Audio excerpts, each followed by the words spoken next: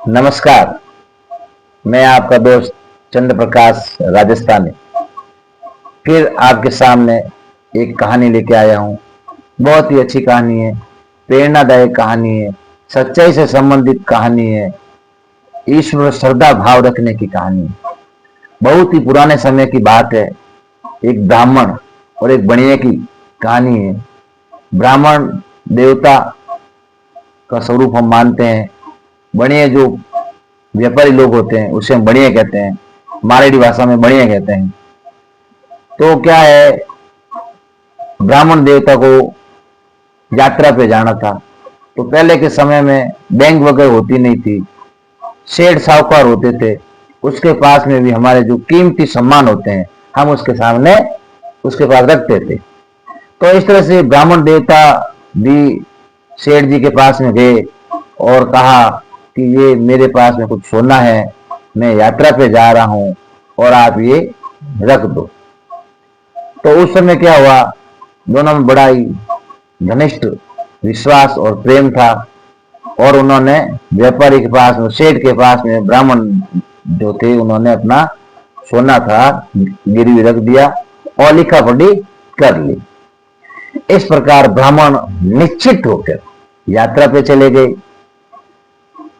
जब यात्रा से लौटे उस समय जो बढ़िया था उसके मन में लालच आ गया, क्योंकि लालच आना स्वाभाविक एक मानव स्वभाव रहता है। जब सोने के दाम बढ़ने लगे तो उसे लालच ये आ गया कि इसे ये सोना हमें वापस नहीं देना है। ब्राह्मण जब अपना सोना लेने गया तो बढ़िया ने कहा भाई कल आना। ऐसे करके दो चार बार गया तो बढ़िया और बढ़िया के बेटे ने दोनों ने मिलकर कहा भी कल आना कल आना। तो फिर गांव के लोगों को इकट्ठा किया गया। गांव के लोगों को इकट्ठा करके कहा कि भाई हमने शेर जी के पास में सोना रखा है। तो उल्टा जो शेर थे उन्होंने आरोप लगाया कि हमसे ये उधार लेके गया और सोना गिरवी रखा। तो इस तरह से बात बनी नहीं। फिर क्या, एक कोर्ट बैठा, न्यायालय बैठा, कोर्ट के अंदर बुलाया गया, थाने के अंदर मुकदमा हो गया। ब्राह्मण देवता को लेके चले गए और शेठ जी को बुलाया।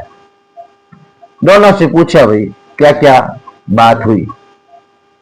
तो शेठ जी ने कहा कि इसने मेरे पास सोना रखा, रुपए लेके गया, ऐसी झूठी बात बनाई और उसका ब्याज भी नहीं दिया और सोना हमारे पास अभी नहीं, हमने तो आगे बेच दिया। ब्राह्मण से पूछा भी तुम्हारे पास ऐसा कोई सबूत है कि तूने इसको सोना दिया या ऐसा कुछ? कि हमारा तो राम जी रखे, हमारे रखने तो कोई सबूत नहीं है ऐसा। तो था राम जी कट रहे कि हमारा राम जी मंदिर में रहे। ब्राह्मण ने जज साहब को पूछियो कि थारा राम जी कट रहे भाई, कि हमारा राम जी तो मंदिर में रह रहे और तो कटे है साहब। ब्राह्मणों काम ही हो तो मंदिर में पूजा अर्चना करनी, सेवा करनी। ठीक है साहब। जज साहब ने एक समन ऑर्डर निकाला और वो मंदिर के पुजारी के पास चला गया। पुजारी का भी ये जो राम जी है इनके खिलाफ मुकदमा दायर हुआ है तो आपको हाजिर होना है।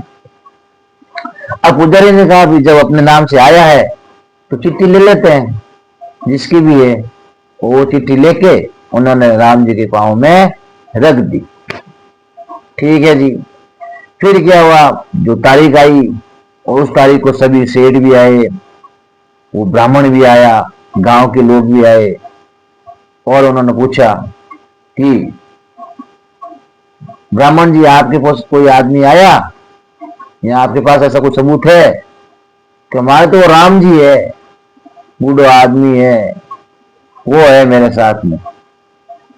इतने में क्या हुआ, एक वृद्ध आदमी धीरे धीरे चलता चलता आया कोर्ट के अंदर और जज साहब से कहा कि हाँ मैं ब्राह्मण देवता को जानता हूं, ये सेठ झूठा है। इसकी पुष्टि के लिए आपको जो मैं कह रहा हूं, ये सेठ और सेठ का बेटा दोनों यही रुकेंगे। आप अपने आदमी को पुलिस को भेजिए वहां एक अलमारी है, अलमारी के पहले माले के अंदर वहां जो पोटरी है, वो पोटरी उस कपड़े में लपेटी हुई है, उसके साथ में एक लिखावट हुंडी वहीं पड़ी हुई है, वो वहीं है। तो जज साहब ने अपने आदमियों को भेजा, पुलिस को भेजा, वहां पे जाके देखा तो कि पोटली और जो वो हुंडी लिखावट थी, हुंडी इसे बोलते थे, पहले लिखावट होती थी उसको हुंडी बोलते थे, तो वो वहीं पड़ा था जहां पे पहली बार सेठ ने रखा था। इस प्रकार पुलिस लेके आई और वो सोना वापस उस ब्राह्मण को दिया। फिर जज साहब ने कहा वो बूढ़ा आदमी कहाँ है? तो बूढ़ा आदमी तो चले गए। सब बड़े चकित रह गए कि बूढ़ा आदमी कौन था। ब्राह्मण से पूछा और ब्राह्मण का एक ही उत्तर था, वो तो राम जी थे। हमें तो विश्वास, कहना मतलब विश्वास ही बहुत रखते हैं हम राम पे, भगवान पे, ईश्वर पे। तो ईश्वर हमारी मदद सहायता करने स्वयं न जाने किस रूप में प्रकट हो जाए, कोई कुछ भी नहीं कह सकता। इस प्रकार उस बनिए को दंडित किया गया, उस पर जुर्माना लगाया गया और जिसकी वस्तु थी ब्राह्मण देवता का, जो गिरवी सोना था, ब्राह्मण देवता को वापस मिल गया। इस प्रकार हमें ये प्रेरणा मिलती है कि झूठी चीजें या हम झूठ बोलकर या किसी को दबाकर जो वस्तु अगर हम हमारे पास रख देते हैं तो कहते हैं ना ईश्वर सब देखते हैं। आजकल तो क्या है, डिजिटल कैमरे बहुत आ गए हैं, घरों में लगा दिए, दुकानों में लगा दिए। अरे इससे भी बड़ा डिजिटल जो कैमरा है वो ईश्वर है। इसलिए हमें सच्चाई की राह पर चलना चाहिए, ईमानदारी की राह पर चलना चाहिए, ईश्वर भक्ति करनी चाहिए, बहुत ही आपको ध्यान लगाना चाहिए। तो कैसी लगी ये कहानी बनिया और सेठ की, आप मुझे कमेंट में जरूर बताइए और मैं आपके सामने ऐसी पुरानी पुरानी बातें, अच्छी अच्छी कहानी लेके आऊंगा। जय हिंद, जय जय राजस्थानी, वंदे मातरम।